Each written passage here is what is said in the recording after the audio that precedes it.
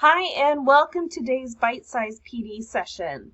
Today we're going to be creating and using contactless hall passes, or what I like to call them as digital hall passes, using a QR code. My name is Barbara Scully, and I am a family and consumer sciences educator here at Chiawana High School. So thank you for listening. Today we're going to go over creating a Microsoft form, generating a QR code, and then finally print and display your QR code in your classroom. So that way your students can scan and complete the form as they need to leave or return to class, which will allow you to track their pass usage on an easy to read and searchable spreadsheet. If your students have access to a device, which most do, they can scan QR codes just by opening their camera on their Android or their QR scanner using Apple.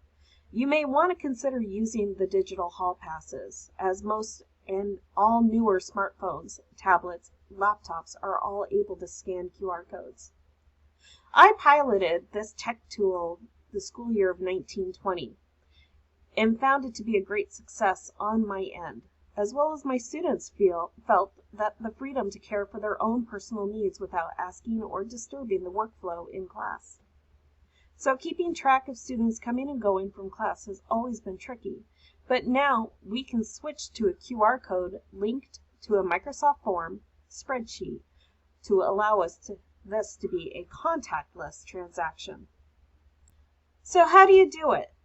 1, you create a Microsoft form. I have already gone ahead and created a template for you, and which you will be able to very easily copy and make your own within your own Microsoft Forms network. So for this, you don't need to do anything except possibly change your name where it says teacher's name. And I put COVID Hall Pass just because I have a couple of other forms in my platform, I guess another way. I didn't want to confuse it. So I've gone ahead and I've entered name, first and last name, and students have to put in their student ID. And this is where you could adjust it as well. So with the class periods 1 through 6, including hawk time. So if you don't, let's say you don't have a 4th period due to being your prep, you can very easily go in and delete it. Further, I've also added a bunch of branchings in here, so hopefully it doesn't make that too confusing. But I'll go up and I'll take you to the preview mode just so you can kind of see it in action. So you type in your first name. I'm going to put in Mickey Mouse. I had to think about it. And then I'm going to enter student ID. So 1, 2, 3, 4, 5, 6. And class period, 4th period. I'm going to say I'm leaving. And now it's automatically kicked down to destination. Well, I could select bathroom and I could hit submit. Or I could select nurse's office, which is then automatically generates a new question going, okay, health office reason, felt ill, injury. So am I being escorted by a friend? And I say yes, and I type in their name. Or I say I'm going to the bathroom, which then removes that. Oh, yeah, it removes it. I also want you to see that by hitting early dismissal, it ends the form. But if I select wing office, it then asks for a more specified wing. Do you have an appointment? And I give all of these various options, 9th through 12th grade, followed with Dean of Students, Communities and Schools, Migrant Support, and or Student Services. So again, I'm going to just hit bathroom and submit. So now my response has been submitted. I'm going to go back, and now I want you to see up in responses of my form, which only the teacher has access to, all of a sudden I'm able to say I could view results, and it looks like Mickey Mouse hasn't come back, but that's okay. we're going to go hit back, and I'm going to take you to where it says Open in Excel. Now it's just automatically populated. Now I'm going to open that up, and you're going to see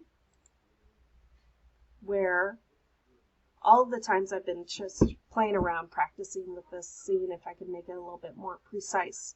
Always after you download, you need to select Enable Editing. That way, if you need to make any adjustments or anything, you're able to do so. But as you can see, I've had a Mr. Brian Baker use this for practice. But I want you to notice how I didn't have to type in my email. It automatically recognizes who I am, because that way I am not allowing any other outside of our school district usages. So no Gmail or anything. It has to be a students.psd1 recognized email address in order to use this.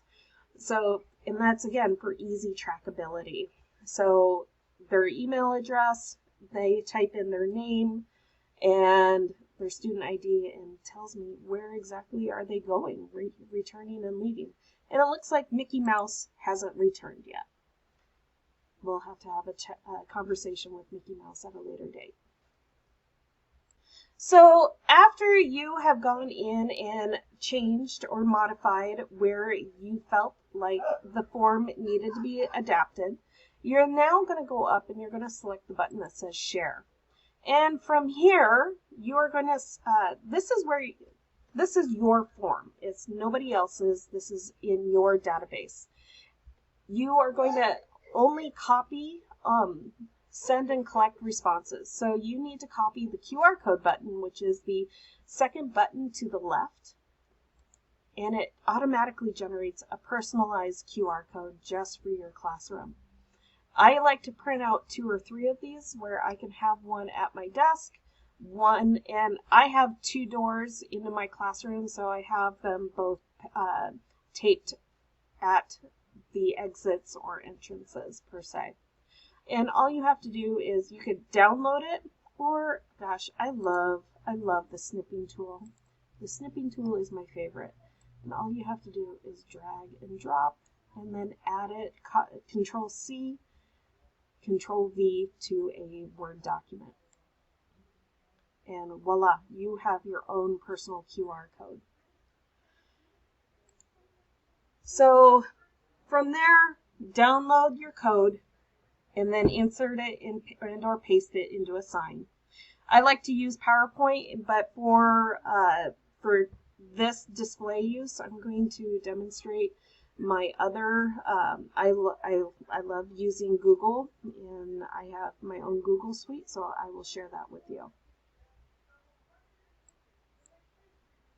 So I'm now in my Google Slides, but I've done this also in PowerPoint, so it's very easy to do. So I like to make things all cutesy, and I know it's over the top for a lot of people, but this is just who I am. So I've made a cutesy sign. I'll print it out. I've embedded my QR code, and if you want this background, this slide background, I'm more than happy to share it with you. Now finally, all you now have to do is put it to use. So now once school starts, all you're going to have to do is explain and demonstrate the procedures you will need to check the responses regularly, especially at first, just to make sure students are both signing in and signing back out, or signing out and then back in, just like they did on their clipboard or however your own management style was for your classroom. Almost all phones, again, have this QR code reader built into their camera app, so as long as your students have phones, you should find this very easy to implement. You can test it out by holding out your own phone up to the QR code in the image above or in the sample slide that I've provided you. If a student doesn't have a cell phone, it is okay. You could very easily just have a piece of paper for them, and it's something that they could write on it as their hall pass with your stamp on it, and then when they return, they could throw it away. Very simple. So today I hope you have learned something and you enjoyed this little bite-sized PD session. I hope you're having a great day. Bye-bye.